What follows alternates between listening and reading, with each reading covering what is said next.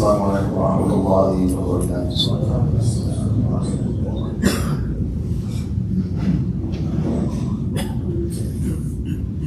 الله أكبر الله أكبر الله أكبر الله أكبر أشهد أن لا إله إلا الله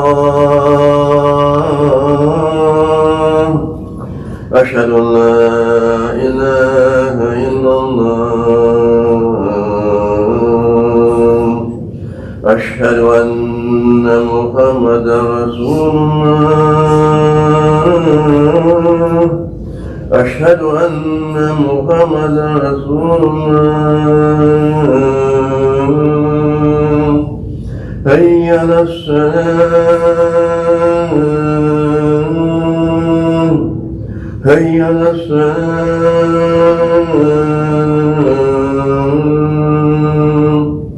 هيا على الفلاح هيا على الفلاح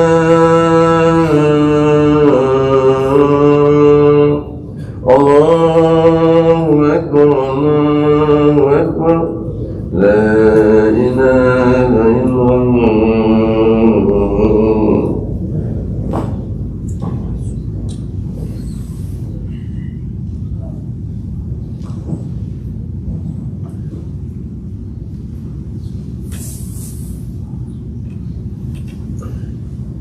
إن الحمد لله نحمده ونستعينه ونستغفره ونعوذ بالله من شرور أنفسنا ومن سيئات أعمالنا من يهد الله فهو المهتد ومن يضلل فلن تجد له وليا مرشدا وأشهد أن لا إله إلا الله وحده لا شريك له وأشهد أن سيدنا وحبيبنا محمدا عبده ورسوله خير الذي أرسل الله من العالمين كله بشيرا ونذيرا.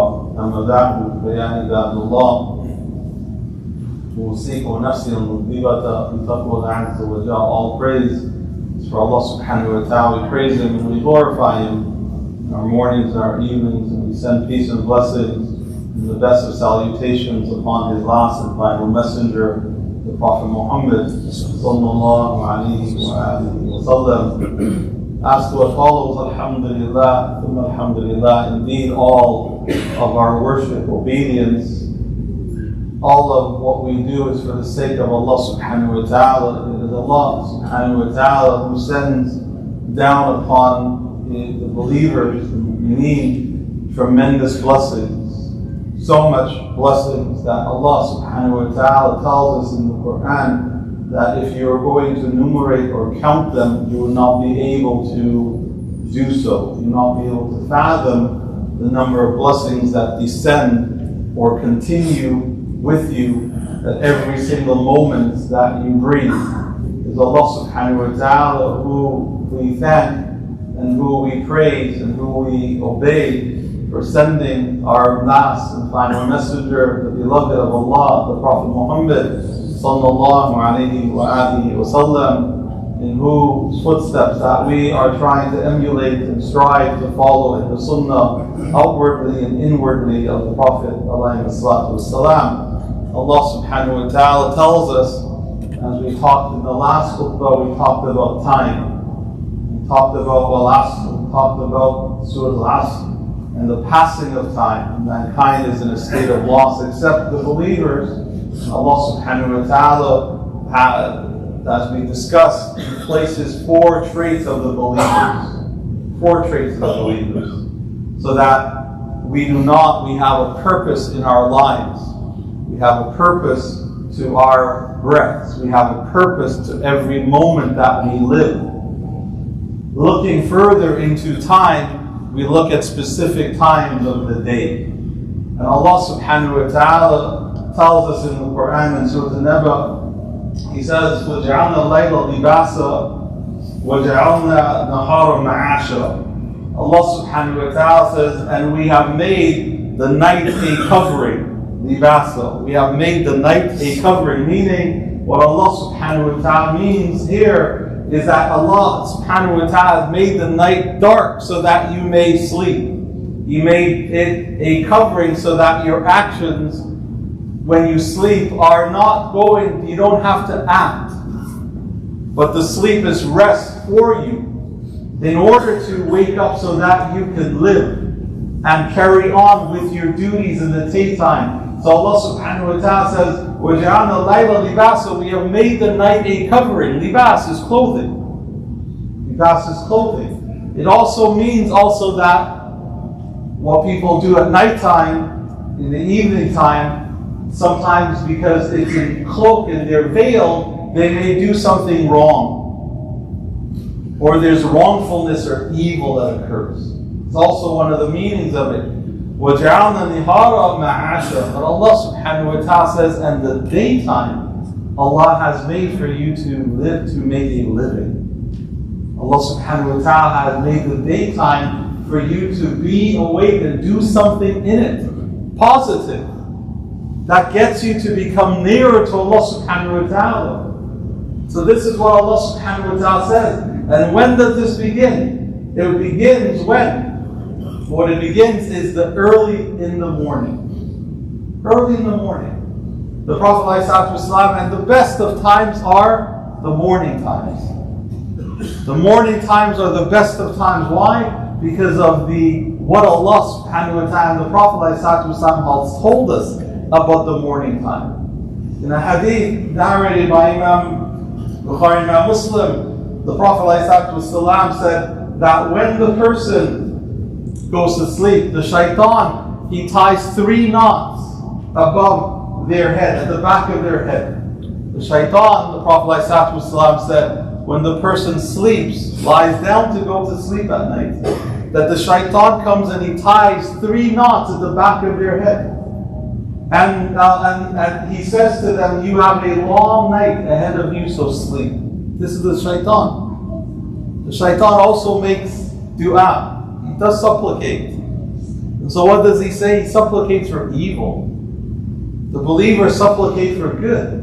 We don't supplicate against other believers. That's not our way. Not the way the Prophet ﷺ. We supplicate for good. The shaitan, he supplicates for evil. So he says when he ties these knots, he says what? 3 knots. He says, have a long night and sleep. Have a long night and sleep. Meaning that he wants you to continue sleeping. Because the believers are encouraged to wake up for Fajr, encouraged to wake up for Tahajjud. That's what the Prophet ﷺ used to do. He used to use his night to strengthen his relationship with Allah subhanahu wa ta'ala. And so the Prophet ﷺ, he says, this is what he says, the shaitan. And so the Prophet ﷺ, he says that when you wake up in the morning and you remember Allah, the first knot that he tied is undone. Now why did the Prophet say he ties 3 knots? What happens when you tie a knot? That you decapacitate people, you incapacitate them. When you tie a knot, you're tying people, you tie something up, they're not able to move. When you tie something, they're not able to move, you restrict their movement. That's what happens. So the shaitan, when he ties a knot, what is he doing? Restricting your movement. Your movement to do what? To worship Allah subhanahu wa ta'ala. He wants to restrict your movement in worshiping Allah. So the Prophet ﷺ says when the person wakes up, when you wake up and you remember Allah, the first knot is untied. The first knot is untied. And then the Prophet ﷺ said, when you make wudu, the second knot is untied. When you make ablution to pray, what happens? The second knot is untied. And then the Prophet ﷺ said, and when you pray Fajr, the third knot or Tahajjud, when you get up and you pray then, the third knot is then untied. The Prophet ﷺ said. And the Prophet ﷺ said this, and the person, when he does this, he will start his day cheerfully and he will start it energetically. He will start his day cheerfully and he will start his day energetically. And he will not start his day off, the Prophet ﷺ, in a bad mood or kaslana. He will not start sluggishly or lazily. This is the Prophet ﷺ saying. So when you see people when people are early risers and they pray and they get up from their bed and they're performing tahajjud or they're performing salat al-fajr, they should actually get up and they be happy. They're in a happy mood and they're energetic because they have begun the day untying the knots the shaitan has placed on them to restrict them in their worship to Allah subhanahu wa ta'ala. To restrict them.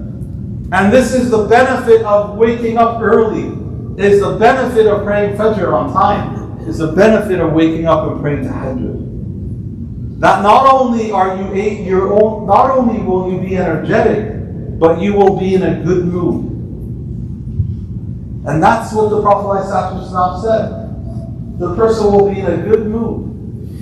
Now if you're not in a good mood after praying Fajr, then you have stress about the dunya. You need to release it. That's a topic for another khutbah. But the Prophet ﷺ said this is what happens when the person gets up. And so when we get up, what is it that we should do first? The Prophet ﷺ used to make dua. Because remember, when you first get up, the first knot is untied. But not just getting up, it's getting up and remembering Allah. The Prophet ﷺ said, how is the first knot untied? When you raise from your bed, when you wake up, and you remember Allah. And what is the dua that you should make when the Prophet ﷺ said? The dua that is narrated to us that he used to make, the Prophet ﷺ, he used to say, Allah, Alhamdulillah, alladhi ahyana ba'da ma amatana wa ilayhi an-nushur. The Prophet ﷺ, when he woke up, this is the dua that he used to make, he used to supplicate. Alhamdulillah, alladhi ahyana. Oh, all praise be to Allah, the one who caused us to come back to life. Ba'da ma amatana, after causing us death. Because sleep is a lesser death. Because you're unconscious, you don't know anything that goes on. So the Prophet ﷺ used to make this dua, that, oh Allah, thank you, praising Allah subhanahu wa ta'ala, that He caused you to come back to life. To do what? To worship Allah. After causing you death, unconsciousness, wa ilayhi nushur, and then the purpose of why you're waking up. The dua now has a purpose. The Prophet ﷺ is now teaching us to remind ourselves in the morning of the purpose of why we're going to stand erected in that daytime. What is the purpose? That we're going towards Allah in the next world. And to Him is our final resurrection. To Allah subhanahu wa ta'ala, we're going to be resurrected. The dua itself allows the believers now to have a purpose in their daily activity. The dua is not just made because it's just the prophetic way, or it's a prophetic dua, but there's a purpose behind the du'as of the Prophet ﷺ, and that is to remind the believers of certain things, and to remind the believers to thank Allah, or to remind the believers of their purpose in this world. To remind the believers of the purpose of this world. What is the purpose of this world? To attain to felicity and success in the next world. That is the purpose of this world. And right from the moment that the person wakes up, right from the moment, and he makes a dua, he reminds himself of that purpose. That we're all going towards Allah and will be resurrected. This world will come to an end. This world will come to an end, and we will go to the next world. We'll be standing before Allah subhanahu wa ta'ala. And so that is the importance of the dua, and that is the importance of the early morning. The Prophet ﷺ, we narrate to the Prophet ﷺ that he says, يُسْبِهُ عَلَى كُلِّ سَلَامًا مِنْ أَحَدِكُمْ صَدَقَةٍ. That every morning, the Prophet ﷺ said, every morning on your limbs is due a charity. The Prophet ﷺ said. Every morning that the believers wake up, a charity is due upon your limb, in every one of you. So the Prophet ﷺ, he says, what? فَقُولِ تَسْبِيَةٍ صَدَقَةٌ. For every time you say Subhanallah is a charity.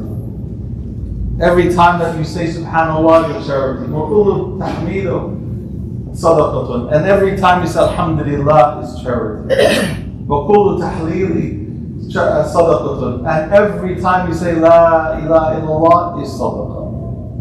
The Prophet ﷺ. Because it's due upon every single one of your limbs. Charity is due upon every single one of your limbs. And so when you wake up, look at the connection of the Prophet, the hadith of Prophet ﷺ, that when you wake up and you pray, the person is energetic and he's in a good mood.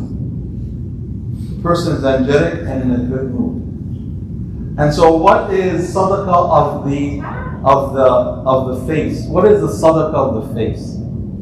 Having cheerfulness when you see others. That's the sadaqah of the face.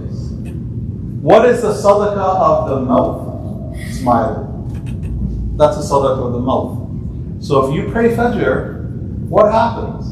You're able to smile when you see people, like your family, or your brothers, or your sisters, or your fellow employees, or your fellow colleagues at work or at school. You're able to establish this hadith that every morning that you wake up, there every limb there's due upon it a form of sadaqah, a form of charity. And this is what happens. And so the Prophet ﷺ continues in the hadith and he says, وَالْأَمْرُ بِالْمَعْرُوفِ وَنَهْيُ الْمُنْكَرِ صَدَقَةٌ. And commanding the right and bidding the wrong is, and forbidding the wrong is sadaqah. Every time you do this is sadaqah. That you tell something you say what is truthful, and you base what is lifeless is sadaqah. وَمِنْ ذَلِكَ رَكَتَيْنِ وَكَهُمَا مِنْ دُحَى. And then the Prophet ﷺ lastly said, and the 2 rakat that you pray for duha, meaning when the sun rises in the morning above 3 spear lengths, and you pray 2 rakat, that it satisfies for sadaqah of the limbs. Because you're engaged not only in with the hands and the feet, but you're engaged with the heart, the tongue. Everything is engaged with those 2 rakat, those 2 cycles of prayer for duha. And then you establish the hadith of the Prophet ﷺ that every morning what is due upon the believer is to giving charity. Is giving charity. And this is the importance of starting your day off in the worship of Allah subhanahu wa ta'ala. Because if you start your day off in the worship of Allah subhanahu wa ta'ala, the shaitan is not going to restrict you. The shaitan is not going to restrict you from doing good and enable you to think of doing good and enabling you to act upon good. The shaitan is not going to restrict you. The Prophet ﷺ, he says, and Sa'd al-Ghamidi radiallahu anhu, this companion of the Messenger sallallahu alayhi wa sallam, he says of the Prophet ﷺ, he used to say, Allahumma barik the ummati fi bukuriha. The Prophet ﷺ, he says that the Prophet ﷺ used to make dua. And the dua that the Prophet ﷺ used to make was for his ummah, you and us. And what did the Prophet ﷺ used to say? He says, Allahumma barik the ummati bukuriha. Oh Allah, place barakah, blessing, in my ummah in their early mornings. Fi bukuriha. Bukuriha is the morning time, early morning, right after the sun rises. That's bukuriha, just before and just after. So the Prophet ﷺ made dua that Allah subhanahu wa ta'ala blesses his ummah in the fact that they rise up early to do work. This is dua that the Prophet ﷺ used to make for his ummah, for us, so that the morning time are times of success, and that it leads us into doing more good in the rest of the day. If you start off your day in the right way, praying Fajr, praying Tahajjud, praying in the masjid, then the rest of the day, Allah subhanahu wa ta'ala will open up more of goodness, because He opened it up for you in the early morning. Now this companion, Zahir al-Ghamidi, one of the narrators in this hadith, and this hadith is narrated by Imam Tirmidhi, Abu Dawud, and Sahih, that he said that this companion, that when he heard, because he heard and narrated the hadith, that he was a tajir, that he was a merchant, and he used to go and sell and buy things. He used to go and sell.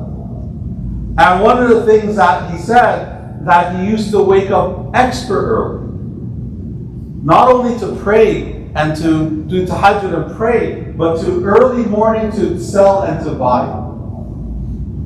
To work. He woke up early to work. With the intention that he's following in the dua of the Prophet ﷺ, because he wanted the barakah in the early mornings.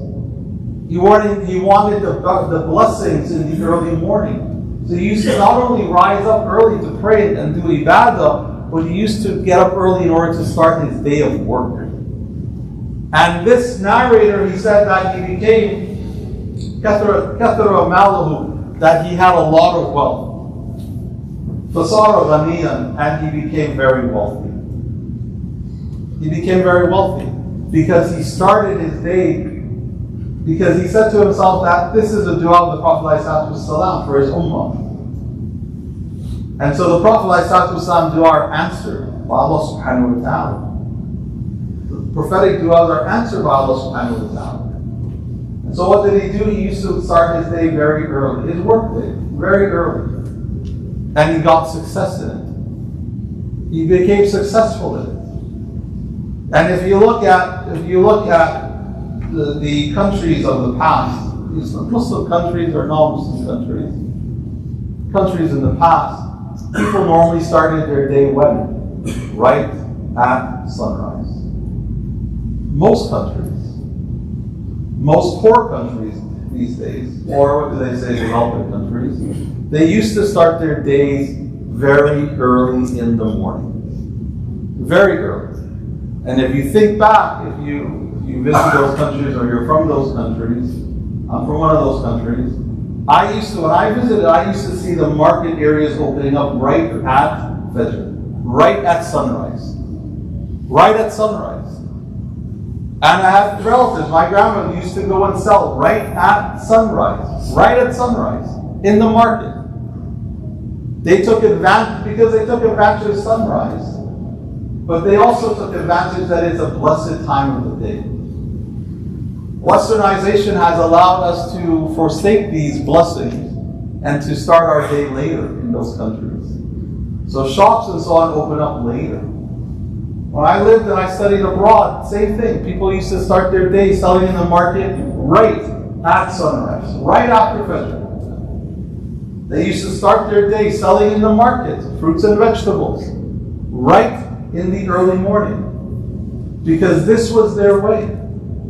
This was their way. And so if we want to take advantage of our time and have blessings in our times and our moments, if we want our time to be blessed and have a lot of rewards in our time, then start your day off well. Start your day off either praying tahajjud or praying fajr. Start your day off in the remembrance of Allah subhanahu wa ta'ala, the dua of the Prophet ﷺ when you wake up. Start your day off doing and starting your day of work in the early morning. So Allah subhanahu wa ta'ala can bless you not only in kathratul mal, not only in increasing your wealth and what you need to take care of your family, but Allah subhanahu wa ta'ala will make you in a better mood. And technically the believer should be in the best mood in the morning times. Technically. Not always the case, but technically the believer should always be in the best mood in the morning times. Because they're coming off their bed, praying Fajr in obedience to Allah subhanahu wa ta'ala. And so they should be in the best of mood. This does not mean that someone who you see in the early morning that is not in a good mood, that they never pray Fajr. This does not mean that. The stresses of life probably have taken over that person. So may Allah subhanahu wa ta'ala help us, and guide us, forgive us, have mercy upon us, and Allah subhanahu wa ta'ala increase us in knowledge and practice of the faith. May Allah subhanahu wa ta'ala help us to rise up early. May Allah subhanahu wa ta'ala help us to get the barakah in the early morning. May Allah subhanahu wa ta'ala protect and provide and assist all of our brothers and sisters facing difficulties. Those in Gaza and Palestine, may Allah subhanahu wa ta'ala protect them. guide them. May Allah subhanahu wa ta'ala protect them from the enemies of Islam. May Allah subhanahu wa ta'ala grant them victory against them. May Allah subhanahu wa ta'ala grant them success. May Allah subhanahu wa ta'ala give them openings and nasr, kabir, kareem, ya Rabbil Alameen. May Allah subhanahu wa ta'ala all our brothers and sisters in Kashmir, in China, in Burma, in Africa, in all parts of the world, in Lebanon, in Yemen, in Lebanon, in Syria, may Allah subhanahu wa ta'ala all, may Allah subhanahu wa ta'ala elevate them all, grant them success, and then those who cause them harm in this world, may Allah subhanahu wa ta'ala elevate them in the next world. Those who are sick, may Allah subhanahu wa ta'ala heal them and cure them. Those of our brothers and our sisters who have passed away, may Allah subhanahu wa ta'ala grant them His mercy, Maghfirah, and Shaykh. May Allah subhanahu wa ta'ala grant the Imam of this mosque, Imam Yusuf, who passed away, grant him Jannah Firdaus. May Allah subhanahu wa ta'ala elevate him in the next world, make his grave spacious and wide. May Allah subhanahu wa ta'ala grant him the blessings and the rewards of all actions that are done in this masjid. May Allah subhanahu wa ta'ala, and all the masjids that he took part in building and establishing, may Allah subhanahu wa ta'ala forgive all our brothers and our sisters who passed away. Grant them Jannah Firdaus. Ameen, ameen, walhamdulillahi rabbil alameen, wa astaghfirullah li wa lakum wa sa'ir as-salim, walhamdulillahi rabbil alameen.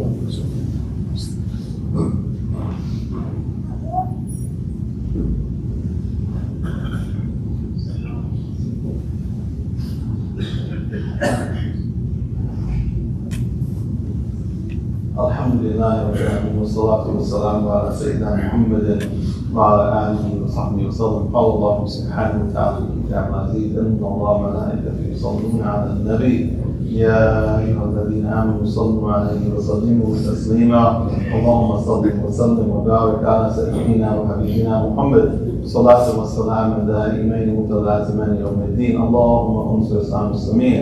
اللهم انصر إخواننا في كل مكان يا رب العالمين.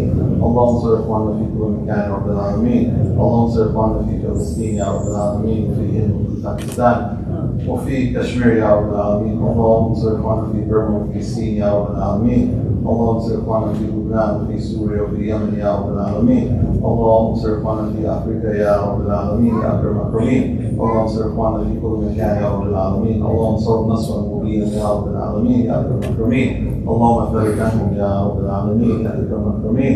اللهم اشف مرضى المسلمين وارحم موتنا يا رب العالمين يا أكرم الأكرمين. اللهم إنا نسألك الإيمان دائما، ونسألك القوم خاشعا، ونسألك العلم نافعا. اللهم إنا نسألك توبة كاملة، مغفرة شاملة، وتوبة جامعة. وصلى الله على سيدنا محمد.